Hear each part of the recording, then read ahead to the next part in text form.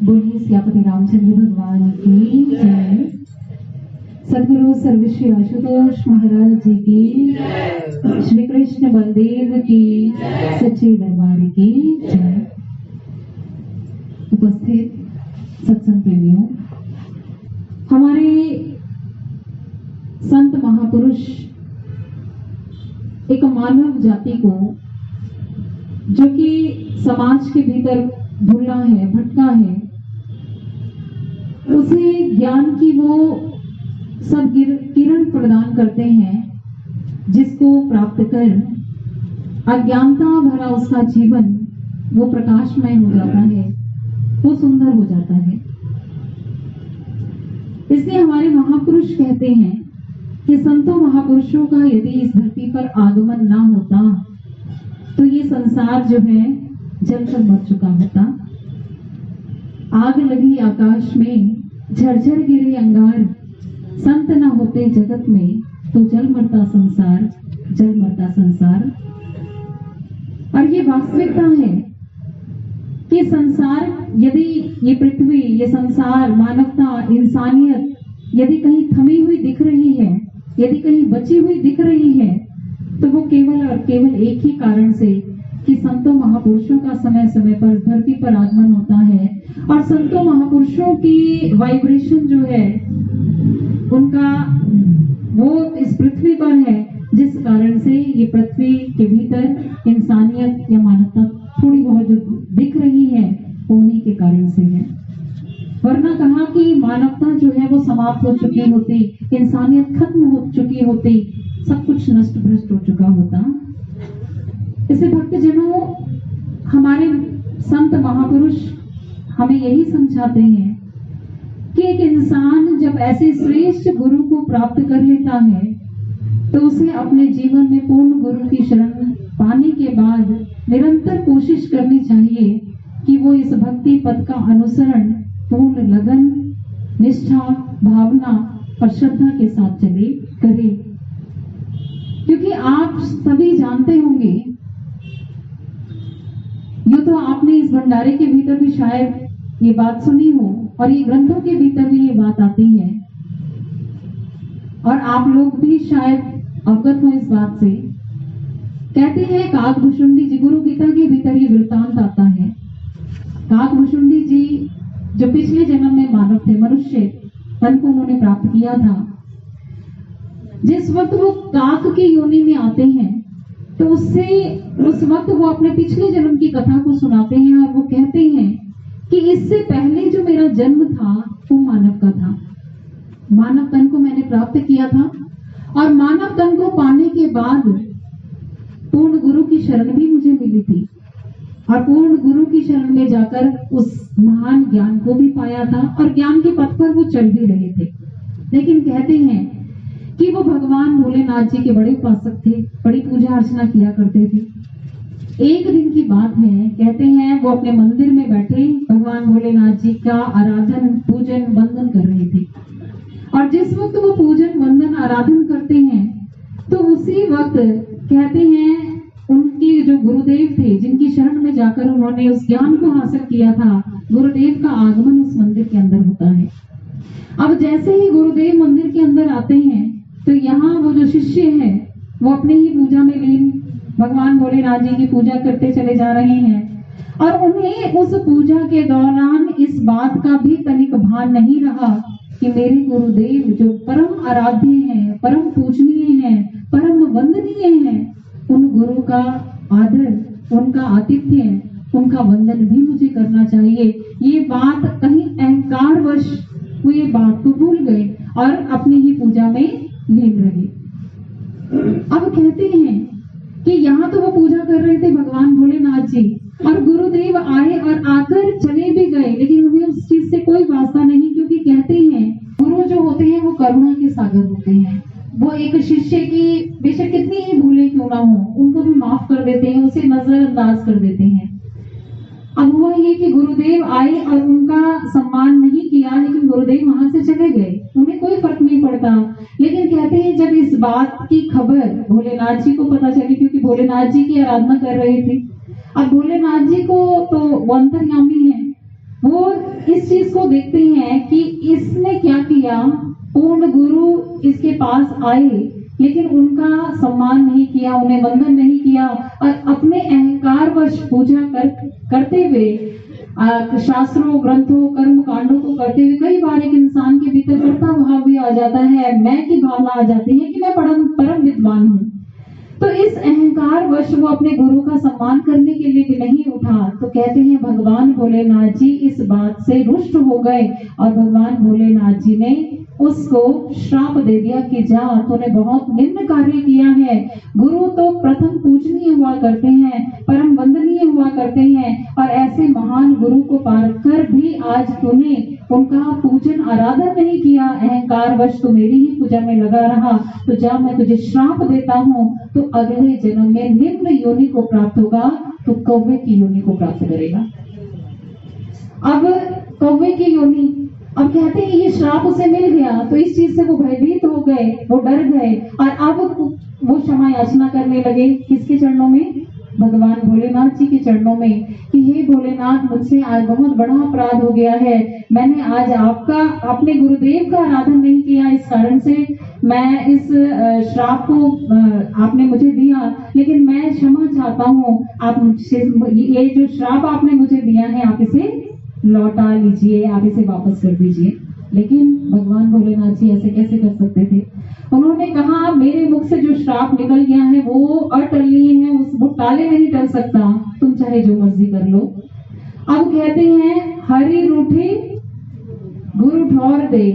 अब ऐसी स्थिति में हरि रूठ गए हैं, भगवान भोलेनाथ जी जो है वो रुष्ट हो गए हैं। तब उसके पास कोई और सहारा नहीं था, केवल एक ही सहारा था, गुरुदेव का। और वो शिष्य पहुंचा गुरुदेव के चरणों में और गुरुदेव के चरणों में अपने अपराध के विषय में बताया कि गुरुदेव, सबसे पहले तो आप मुझे क्षमा कीजिए, मैं आपके सम्मान में नहीं उठ पाया, इस कारण से मुझे भगवान भोलेनाथ जी ने ये श्राप दे दिया है कि जा तू निम्न योनि कौवे की योनि को प्राप्त करेगा।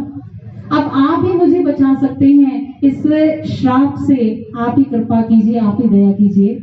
भगवान भोलेनाथ जी का दिया हुआ श्राप वो कैसे? अब गुरुदेव जो है वो सुन रहे हैं और गुरुदेव कहते हैं अच्छा तुम चिंता मत करो, हम है ना, हम जाएंगे। और वहां वो भोलेनाथ जी के पास जाते हैं और भोलेनाथ जी से वो कहते हैं कि ये नादान था, अज्ञानता में था, नादानी में इसने ये कर्म किया है, लेकिन आप इस श्राप को वापस कर दीजिए। ये कथा सटीक है, ग्रंथों के भीतर दर्ज है। और कहते हैं कि उस वक्त भगवान भोलेनाथ जी गुरुदेव से क्या कहते हैं? उन्होंने कहा कि आज जो इसने अपराध किया है ये कोई साधारण अपराध नहीं है।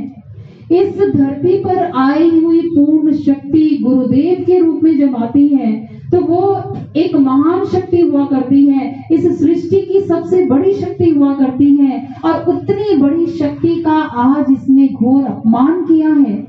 ये मूर्ख नादानता वश इसे इतनी भी समझ नहीं आई कि मैं किसके सम्मान में मुझे उठना चाहिए था, मेरी पूजा तो करता ही रहता, उसमें कौन सी बड़ी बात थी, लेकिन गुरु का वंदन सबसे पहले था। लेकिन उसने आज आपका अपमान किया है, आप बेशक कुछ भी कहते रहें, लेकिन ये अपराध इसका क्षम्य नहीं है।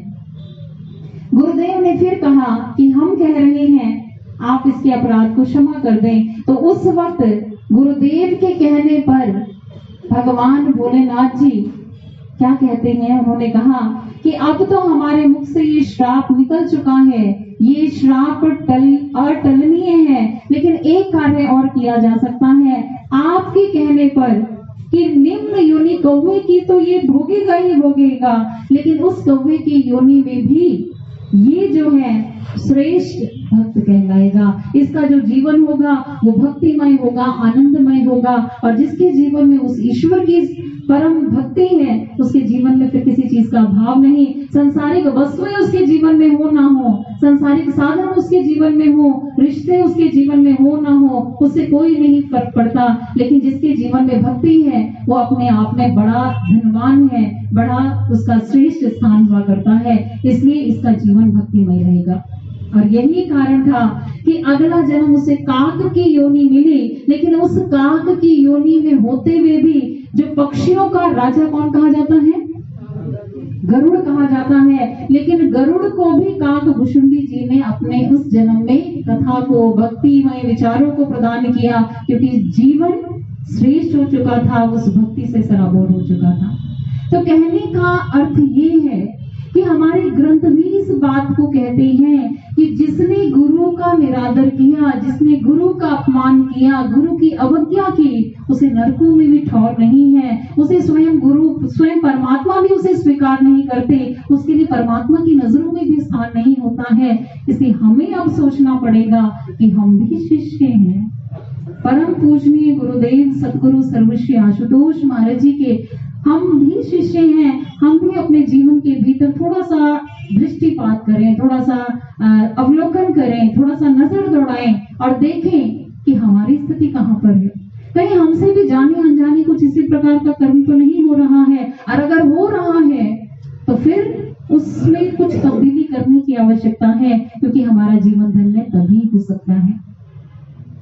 गुरु कभी हमसे नाखुश नहीं होते, परंतु ये जो प्रकृति है, ये जो धरती है, ये जो नेचर है, ये नेचर देखते हैं कि इस युग का सबसे बड़ा अवतार आया है और उस अवतार के ये शिष्य जो हैं अवज्ञा कर रहे हैं, उसका अपमान जाने अनजाने में कर रहे हैं। तो वो इस सृष्टि की जो प्रकृति है उसे गवारा नहीं है, स्वयं ईश्वर को गवारा नहीं है, तो वो फिर अपना कार्य करती है।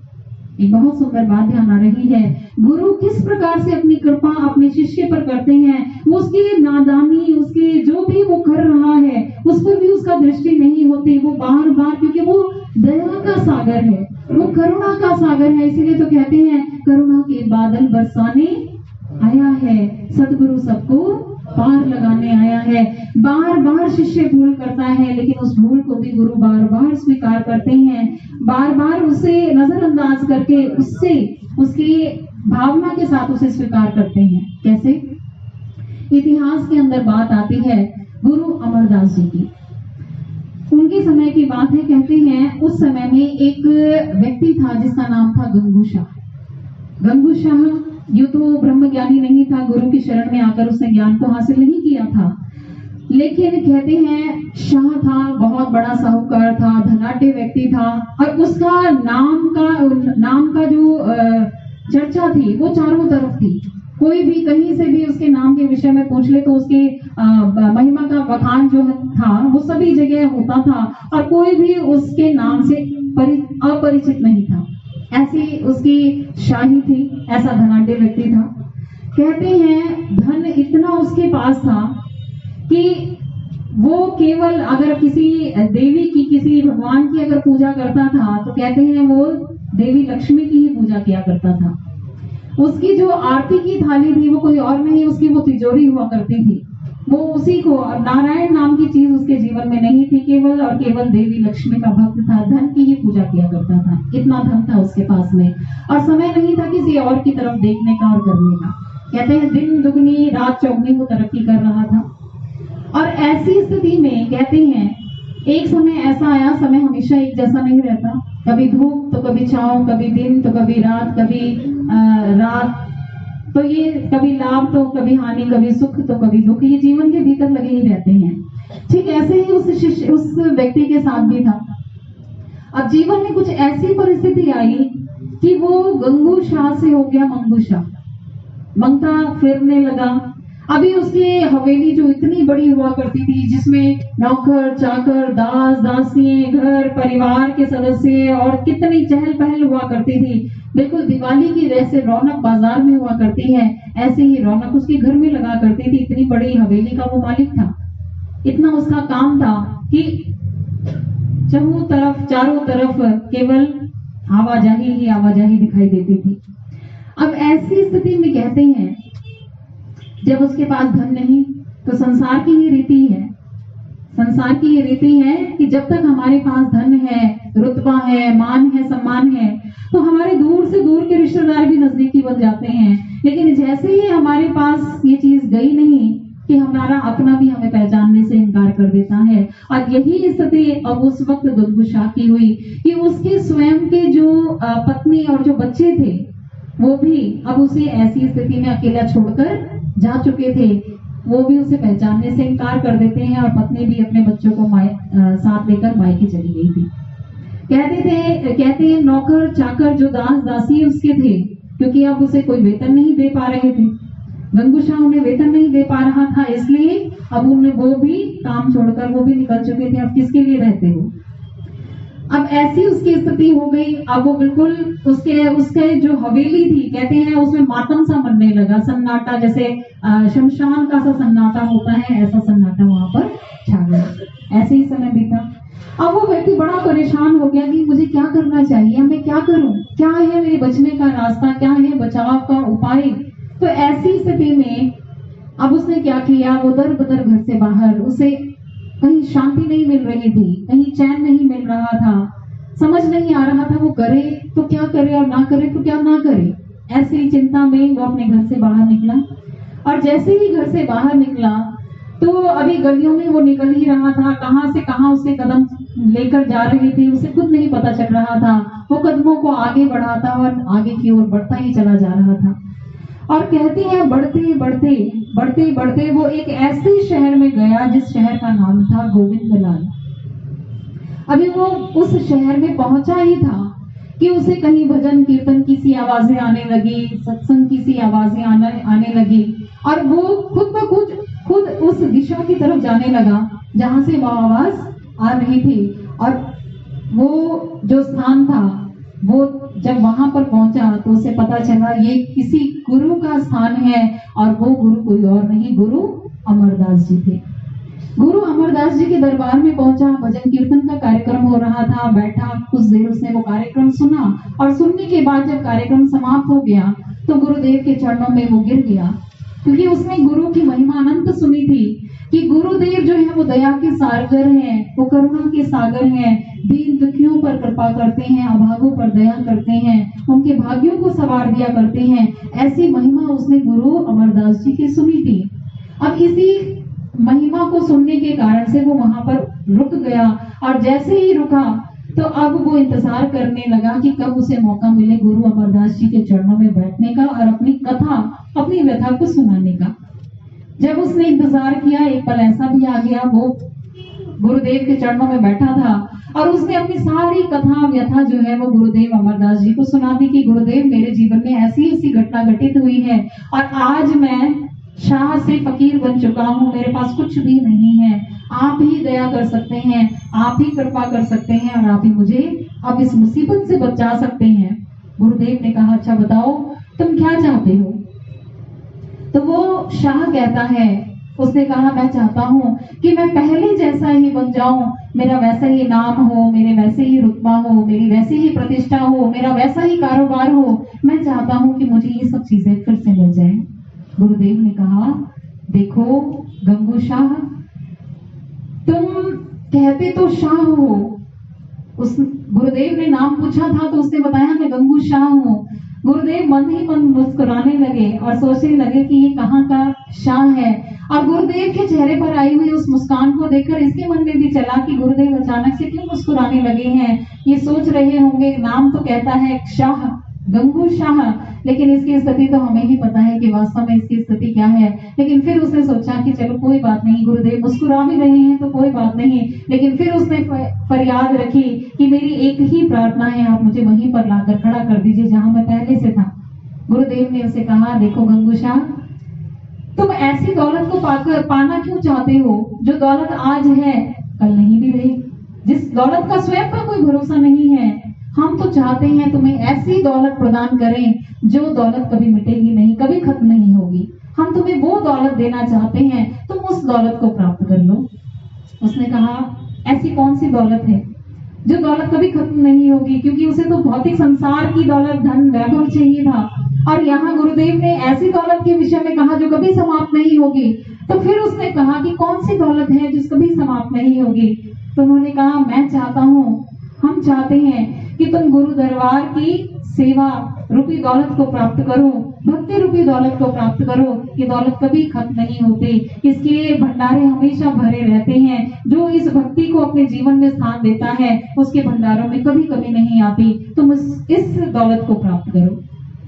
वो कहता है गुरुदेव आपके चरणों में मेरी प्रार्थना है वो दौलत भी हो जाएगी, उस दौलत को भी हम प्राप्त कर लेंगे, लेकिन मैं तो आपके चरणों में यही प्रार्थना कर लेकर आया हूँ कि मैं वही गंगू शाह फिर से बनना चाहता हूँ, जैसा मेरे स्थान में मेरे चारों ओर मेरा नाम, मेरा रुतबा, मेरी प्रतिष्ठा भी, मैं वैसे ही प्रतिष्ठा फिर से प्राप्त करना चाहता हूँ। ये आपकी कृपा से ही संभव है, इसलिए आप दया करें, मुझे फिर से मेरा वो सब कुछ मुझे वापस मिल जाए। मैं ऐसी प्रार्थना आपसे करता हूँ। गुरुदेव ने कहा कि अच्छा ठीक है, अगर तुम्हें वही दौलत चाहिए तो हमसे बताओ, हमसे क्या चाहते हो? तो उसने कहा, गुरुदेव, उस प्रतिष्ठा को पाने के लिए मुझे फिर से कुछ धन की आवश्यकता है। उस धन के आधार पर ही मैं फिर से अपने काम को दोबारा से स्थापित करना चाहता हूँ। तो मैं चाहता हूँ आप मुझे अपने दरबार से कुछ रकम मुझे दे दें, कुछ धन मुझे दे दें। गुरुदेव ने कहा, अच्छा बताओ कितनी रकम चाहिए? तो उसने वो फलानी रकम जो थी वो बताई। गुरुदेव ने कहा, अच्छा चलो ठीक है, हम वो रकम तुम्हें देंगे, लेकिन एक बात का हमेशा ध्यान रखना। उसके कान खड़े हो गए, बड़ा ध्यान से विचार को सुनने लगा, क्या बात गुरुदेव कह रहे हैं। गुरुदेव ने कहा कि देखो गंगू शाह, इस बात का ध्यान रखना कि हर महीने तुम्हें गुरु दरबार के लिए, गुरु सेवा में तुम्हें धन जो है वो निकालना होगा। गुरु दरबार के लिए धन निकालना होगा, इस शर्त पर हम तुम्हें धन देंगे। आप बताओ तुम्हें शर्त मंजूर है? उसने कहा, हाँ हाँ, इसमें कौन सी बड़ी बात है। आपकी दया से अगर मेरा धन, मेरा कारोबार अगर फिर से वैसे ही होगा तो उसमें मुझे कोई दिक्कत नहीं है। बस मैं पहले जैसे ही तरक्की कर पाऊं अपने जीवन में, मैं आपके नाम का जरूर कुछ धन जो है वो निकाला करूंगा, उसको जरूर निकालूंगा। अब गुरुदेव से आज्ञा मांगी और उस धन को लेकर वो चल पड़ा अपने घर की ओर। गुरुदेव की इतनी कृपा हुई, जो धन उसे गुरु घर से मिला था, उस धन को पाते ही उसने अपने जीवन में बड़ी तरक्की की। दुनिया की नजरों में और शायद उसकी नजरों में ये उसकी बुद्धि का, उसकी काम करने की शक्ति का कमाल रहा होगा, लेकिन वास्तव में ये कमाल किसी और का नहीं था। ये गुरु घर से जो धन मिला था उसे, ये उस धन का कमाल था कि उसने अब पहले से भी ज्यादा तरक्की कर ली। यहाँ तक कि दूर दराज के जो कारोबारी थे, जो महंत थे, वो लोग भी इसके पास आते और इसके साथ में सौदा करते, काम इसके साथ में करते। और अब वो धन की देवी लक्ष्मी, वो भी अपार उस पर बरस रही थी। कहते हैं उसकी तिजोरी में धन रखने की जगह कम पड़ गई, इतना धन उसके जीवन में आने लगा और धन जो है वो तिजोरियों से बाहर निकलने लगा। इतना धन उसने प्राप्त किया। समय ऐसे ही बीता, दिन दुगनी तरक्की कर रहा था और फिर से उसकी हवेली में वही चहल पहल, रिश्ते नाते, नौकर चाकर, घर परिवार, पत्नी बीवी बच्चे सब उसके घर में। और फिर से वो दिवाली सा माहौल उसके घर में हो गया। पुरानी से भी बहुत अच्छी स्थिति उसकी हो गई। समय ऐसे ही बीत रहा था। एक दिन की बात है, एक दिन गुरु अमरदास जी के दरबार में एक गरीब ब्राह्मण आया। गरीब ब्राह्मण गुरुदेव के चरणों में आया, नमन किया और अपनी याचना रखी। गुरुदेव, मेरी बेटी की शादी है और मैं बहुत ही गरीब ब्राह्मण हूँ। मेरे पास मेरी बेटी की शादी के लिए धन नहीं है और मैं आपके चरणों में एक फरियाद लेकर के आया हूँ। क्या आप मुझे धन से मेरी कोई मदद कर सकते हैं? इतना धन कि मैं अपनी बेटी की शादी अच्छे से कर पाऊं, मैं इतना धन चाहता हूँ। मेरी इस इच्छा को पूरी कीजिए। गुरुदेव ने जैसे ही उस गरीब ब्राह्मण की बात सुनी तो गुरु अमरदास जी कहते हैं कि अच्छा ठीक है, हो जाएगा, इसमें चिंता वाली बात नहीं है। एक काम करो, फलाने शहर में मेरा एक भक्त है जिसका नाम है गंगू शाह, उसके यहाँ मेरे नाम का खाता है और तुम ऐसा करो, उसके पास जाना और उसके पास जाकर के कहना कि गुरु अमरदास जी के नाम का जो खाता है, उस खाते में जो रकम है, उस रकम में से तुम्हें जो रकम चाहिए वो रकम बता देना, वो आराम से मेरी वो रकम तुम्हें दे देगा, बस तुम मेरा नाम ले लेना। उसने कहा ठीक है। वो गरीब ब्राह्मण जो है वो गुरु दरबार में गुरुदेव को प्रणाम करके वहां से निकल पड़ा। और जैसे ही आगे की ओर निकला तो कहते हैं अब वो पहुंचा उस शहर में जहां गंगू शाह का बोलबाला था। ऐसा बोलबाला था कि जिस किसी भी व्यक्ति के पास वो खड़ा होता, गंगू शाह का नाम ले लेता तो सभी उसके विषय में बताने लगते। ऐसा प्रतिष्ठित व्यक्ति गंगू शाह बन चुका था। अब वो सीधा पहुंचा उसके यहाँ जहां पर उसकी दुकान थी। वो उसके पास पहुंचा और उसके पास जाकर उससे कहा, वो गंगू शाह तो उस वक्त नहीं था, गंगू शाह का नौकर मुनीम वहां पर था।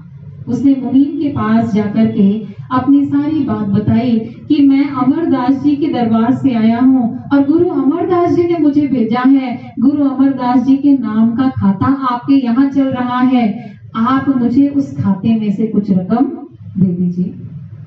मुनीम ने जैसे ही ये बात सुनी तो मुनीम बड़ा हैरान हो गया, अपने दिमाग पर भी जोर डाला।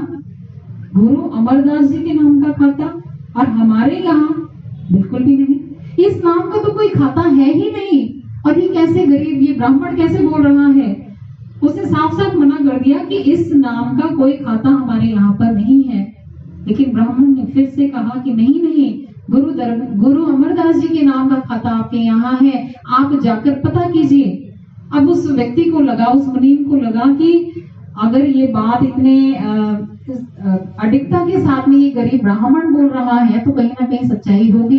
तो मैं एक काम करता हूँ, मैं इस ब्राह्मण को नहीं भेजता, इससे पहले मैं किससे पता कर लूं, गंगू शाह अपने मालिक से पता कर लूं।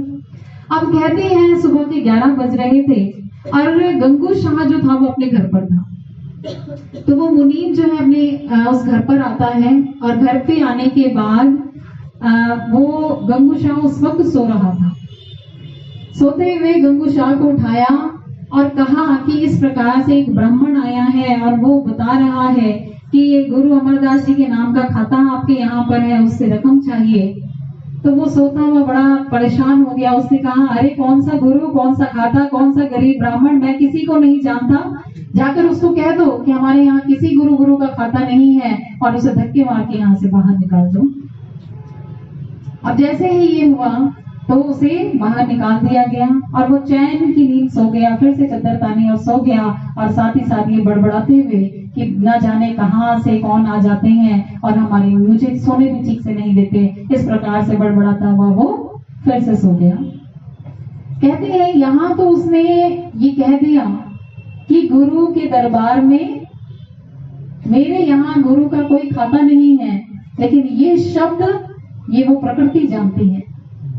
क्या कहा अभी हमने कि गुरु का अपमान बेशक एक इंसान कर लेता है अनजाने में, अज्ञानता में, लेकिन जो ये धरती है, जो ये प्रकृति है, ये प्रकृति फिर उसे छोड़ती नहीं है। अब यहाँ उसने बड़े आराम से तो कह दिया कि मेरे यहाँ कोई किसी गुरु का खाता नहीं है, किसी का धन मेरे पास नहीं है और उसे धक्के मार के बाहर निकाल दो। और वो गरीब ब्राह्मण जो है वो वहां से निकला और बड़ा ही परेशान उदास मन के साथ में वो वापस कहाँ आया, गुरु के दरबार में।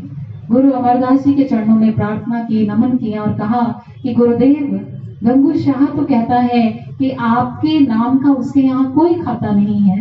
गुरुदेव ने कहा, अच्छा वो ये कहता है कि उसके यहाँ हमारे नाम का कोई खाता नहीं है, चलो ठीक है, हम भी स्वीकार करते हैं कि हमारे नाम का खाता उसके यहाँ नहीं है, हमारे नाम का कोई धन उसके पास नहीं है, लेकिन तुम चिंता मत करो, हम हैं, हम तुम्हारी मदद करेंगे, तुम्हें कितनी रकम चाहिए। गुरुदेव ने अपने सेवकों को आज्ञा दी और वो रकम उस गरीब ब्राह्मण को दिलवा दी और गरीब ब्राह्मण को विदा कर दिया।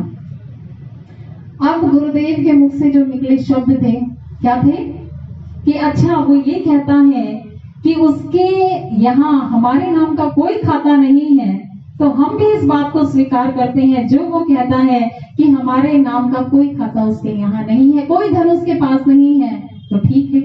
अब वो गुरु के जो वचन थे वो तो फिर प्रकृति ने भी तो उस कार्य को करना था कि नहीं करना था। प्रकृति ने, उस धरती ने, उस सृष्टि ने, सब उसने वो गुरु की आज्ञा को पूर्ण करने के लिए तो शिरोधार्य ही है। जो देवी लक्ष्मी अभी तक गुरु की आज्ञा से उस गंगू शाह के पास गई थी, अब गुरु का जहाँ अपमान हो, जहाँ निरादर हो, तो वहां पर वो भी कैसे टिकी रह सकती थी, वो भी कैसे रह सकती थी? वो तो स्वयं भगवान की दासी है, वो भी टिकी नहीं रह सकती थी। वो भी अब गुरु के वो जो वचन कि हमारा कोई खाता उसके पास नहीं है, तो गुरुदेव का वो धन जो है वो स्वयं ही वो आ जाना था। और हुआ क्या, कहते हैं ये घटना जिस दिन घटी, ब्राह्मण को जैसे अपमानित करके उसे बाहर निकाला, तो ठीक उसके अगले ही दिन रात में उसके घर पर ऐसी चोरी हुई कि वो गंगू शाह जो था, कहते हैं वो सच में फिर से वो मंगू शाह ही बन गया। पूरा धन बार दौलत जो भी उसका था वो सब कुछ उसका लुट गया, वो सब कुछ उसका चोरी हो गया। और अब कुछ ही दिनों के अंदर वो सच में फिर से सड़क पर आ गया। और जैसे ही वो सड़क पर आया, तो अब उसे अपने साथ जो घटना उसकी घटित हुई थी, जो पिछले दिन जो घटा था, वो पूरा दृश्य उसकी आंखों के आगे आ गया कि ऐसा कैसे हुआ, किस कारण से हुआ, इतनी बड़ी चोरी मेरे घर पर और मैं सड़क पर आ गया हूँ। वो पूरा दृश्य उसकी आंखों के आगे आ गया। मैंने गुरुदेव के लिए कहा कि गुरुदेव के नाम का खाता मेरे पास नहीं है। समझ गया। अब उसे ये समझ नहीं आ रहा था कि अब मैं क्या करूं, क्योंकि अब उसकी पहले से भी बदतर हालत हो चुकी थी। वो ऐसे दर बदर की ठोकरें खाने लगा और उसका घर द्वार बिल्कुल वैसे ही उजड़ा चमन सा बन गया। शमशान की सी भूमि उसके घर पर हो गई। सारे रिश्ते नाते, घर, नौकर चाकर सब उसे फिर से छोड़ करके चले गए। और अब उसे समझ नहीं आया कि अब मैं क्या करूं। और एक पल तो उसके मन के भीतर ये विचार आया कि मुझे अब मृत्यु को अपना लेना चाहिए। अब मेरे पास और कोई सहारा नहीं है, जीने का कोई और साधन नहीं है। जिस गुरु से मैंने सहायता मांगी थी, उस गुरु को भी मैंने इस प्रकार से अपमानित किया है। अब मेरे पास कोई और ठोर नहीं है। अब केवल एक ही तरीका है अपने आप को इस मुश्किल से बचाने का, कि मैं मृत्यु को अपना लूं। लेकिन फिर विचार आया कि मृत्यु को भी क्यों अपनाऊं? मृत्यु को अपनाकर भी मेरा क्या होगा? जो मेरा पाप है, जो मैंने कर्म किया है अपने जीवन के अंदर, वो तो अक्षम्य है। लेकिन फिर मन के भीतर विचार आया कि हरि रूठे गुरु ठौर दे, गुरु रूठे नहीं ठौर। ईश्वर अगर नाराज हो जाए तो गुरु ठौर देता है, इसलिए गुरु ही एकमात्र ठिकाना है। और मुझे कहीं और नहीं गुरु के पास जाना है। और अब वो फिर से पहुंच गया गुरु अमरदास जी के पास। गुरु अमरदास जी के चरणों में प्रार्थना की। और गुरुदेव कितने दया के सागर हैं।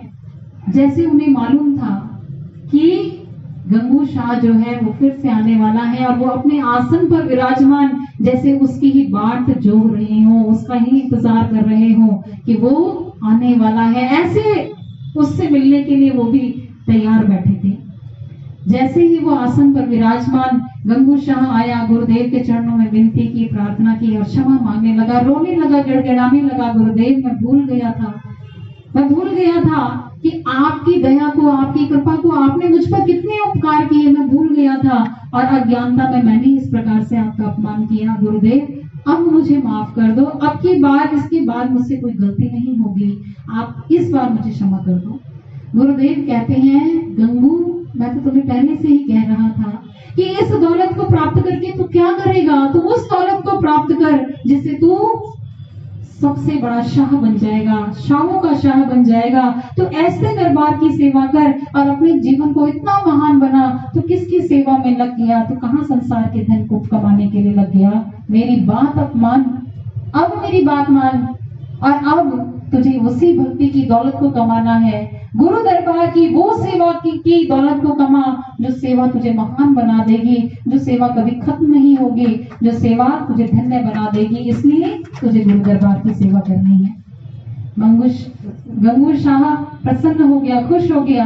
और अब की बार उसने संसारिक दौलत की कामना गुरुदेव के चरणों में नहीं की, बल्कि गुरुदेव के चरणों में यही कहा कि गुरुदेव, मैं वही सेवा कमाना चाहता हूँ जिस सेवा को आप देना चाहते हैं। और कहते हैं फिर उसने अपने जीवन में गुरुदेव की कृपा से उस महान ब्रह्म ज्ञान को भी हासिल किया, और साथ ही साथ सेवा की उस परम प्रकाष्ठा को, भक्ति की उस परम प्रकाष्ठा को उसने प्राप्त किया, और अपने जीवन में श्रेष्ठता को पाकर जीवन को धन्य बनाया, जीवन को कृतार्थ किया।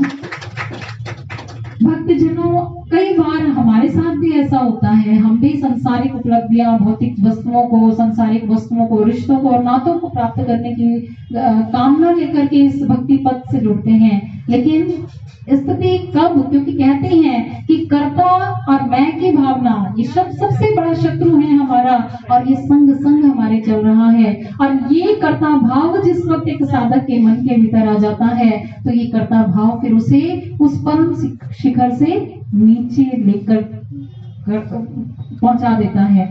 जिस प्रकार से एक पहाड़ हुआ करता है, पहाड़ की चोटी बहुत ऊंची होती है, लेकिन आपने देखा होगा उसी पहाड़ के साथ में खाई भी होती है कि नहीं होती? पहाड़ देखे ना आपने, फोटो में देखे होंगे, वैसे भी देखे होंगे। जितने ऊंचे पहाड़ होंगे उतनी ही गहरी खाई भी होगी। एक भक्त इतनी परम उस अवस्था तक पहुंच सकता है, लेकिन अगर कहीं कर्ता भाव उसके भीतर आ गया तो कहीं उसे वो डुबोकर बिल्कुल उसका नामो निशान उसका खत्म कर सकते हैं। इसे हमारे महापुरुष कहते हैं कि ये साधक, ये जो भक्ति का पथ है, इस पर इसे कहा गया कि खांडे की धार पर चलने के समान है। सतर्कता और सजगता बरतनी बहुत जरूरी है। एक साधक ने जरा से असावधानी बरती तो उसका कुछ खत्म हो सकता है। इसके जीवन को धन्य करने का एक ही तरीका है, और वो है गुरु और मात्र गुरु। उनकी आज्ञा पर पूर्ण भावना, निष्ठा और लगन के साथ में चलने का।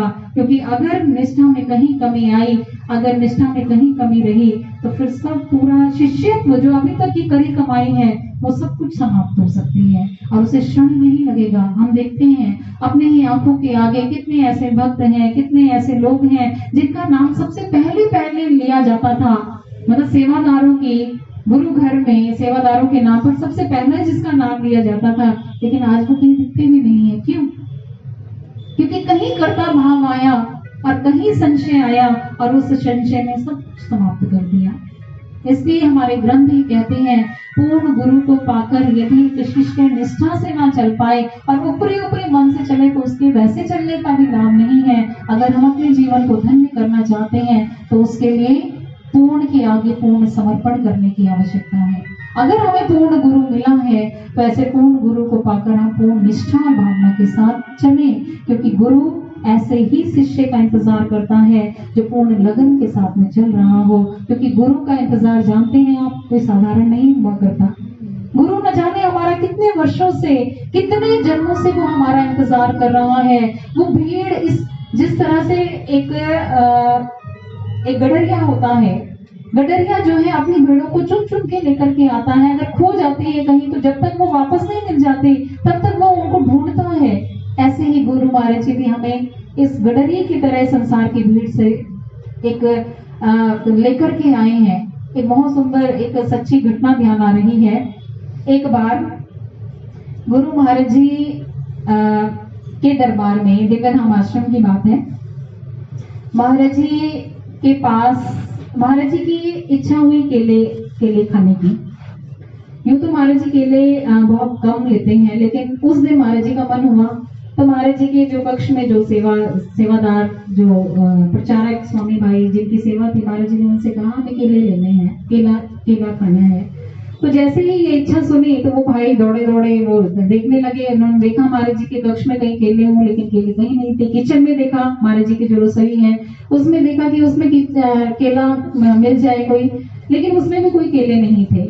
फिर पता किया इधर उधर जितने भी महाराज जी के दरबार जहाँ पर भी थे, और जो लंगर भवन था वहां पर भी पता किया कि कहीं केला मिले, लेकिन कहते हैं पूरे दिव्यधाम आश्रम में छान मार लिया, लेकिन केले कहीं नहीं मिले। ऐसी स्थिति में अब उन्होंने ये सोचा कि चलो कहीं और नहीं मिल रहे हैं तो एक काम करते हैं, मार्केट से पता करवा लेते हैं, कोई मार्केट से जाकर के केले लेकर के आ जाए। लेकिन केले जो है वो वहां पर भी नहीं मिले।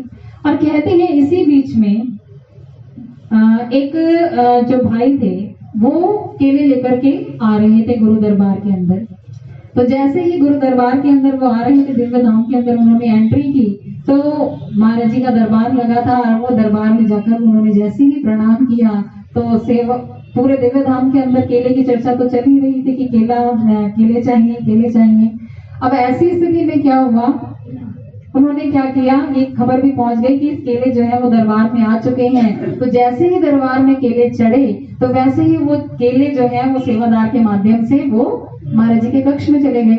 अब महाराज जी ने भी जैसे ही वो केले देखे तो महाराज जी भी बड़े खुश हो गए। अब महाराज जी कहते हैं, अच्छा वो ये केले कौन लेकर आया है, जरा उसे बुलाओ। तो अब वो भाई जैसे ही उसे, वो तो भाई दौड़ा दौड़ा, वो तो यही चाहता था, क्योंकि जिस वक्त वो गुरु दरबार में केलों को चढ़ा रहा था, महाराज जी को प्रणाम कर रहा था, तो उसी वक्त उस भाई ने, ये जो सेवादार वहां पर खड़े थे, उनको ये कहा कि मैं ही ये गुरु महाराज जी को अपने हाथों से प्रसाद देना चाहता हूँ, ये केले महाराज जी को भोग लगवाना चाहता हूँ, आप मुझे महाराज जी के कक्ष में जाने की अनुमति दे।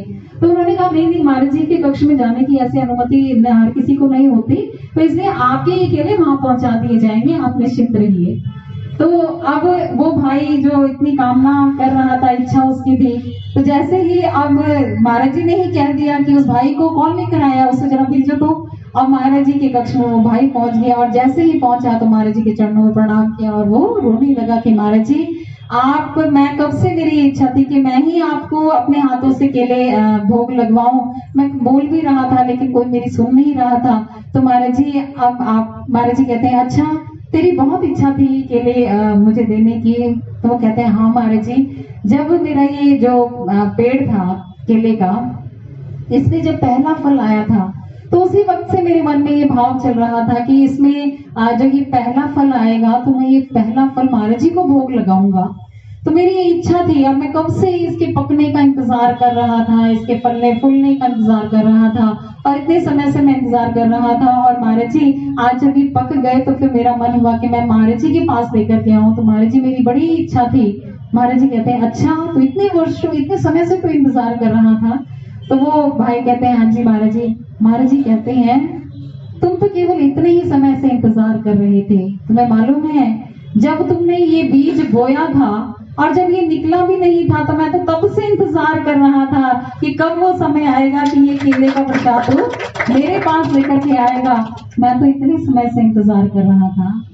तो गुरु भाइयों और बहनों, हम ऐसे गुरु के शिष्य हैं जो एक प्रसाद की, जिनके लिए इतनी बड़ी अहमियत है, एक केले की इतनी बड़ी, तो हम तो बहुत बड़े जीव हैं शायद उस केले के तुलना में अगर हम देखें तो हम तो बहुत बड़े हैं। और महाराज जी न जाने कितने जन्मों से, कितने वर्षों से वो हमारा इंतजार कर रहे हैं। एक जन्म नहीं, दूसरे जन्म नहीं, तीसरे जन्म नहीं, कितने जन्मों से वो हमारा इंतजार कर रहे हैं। और ये इंतजार तभी पूर्ण होगा।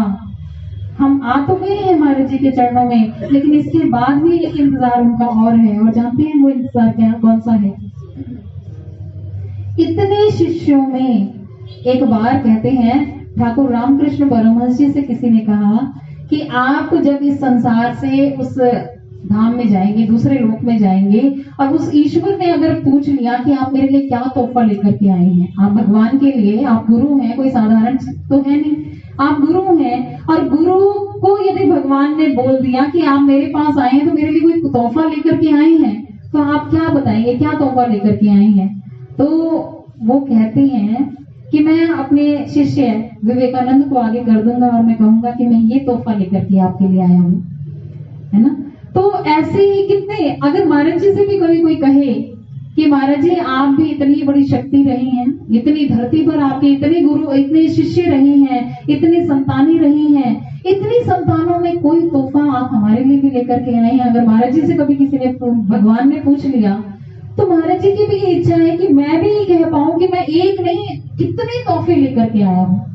महाराज जी ये चाहते हैं कि हम ऐसा बनकर के दिखाए। स्वामी विवेकानंद जी बहुत बड़ी शक्ति सब गुरु की ही कृपा से हो पाए थे, वो इतने महान और इतने श्रेष्ठ, वो गुरु की कृपा से ही बन पाए थे। तो हम भी ऐसा बनकर दिखाएं महाराज जी को कि महाराज जी भी कल को, महाराज जी से भी कोई ये कहे कि आपके लिए आपका सबसे श्रेष्ठ शिष्य कौन सा है, तो महाराज जी भी कह पाए मेरे पास एक नहीं, उनके पास तो एक था विवेकानंद, लेकिन हमें महाराज जी कहें कि मेरे पास एक नहीं। महाराज जी दुविधा में पड़ जाए, इसको बोलूं, उसको बोलूं, उसको बोलूं, किसको बोलूं, मेरे पास तो इतने सारे शिष्य हैं, मैं किसका नाम लूं।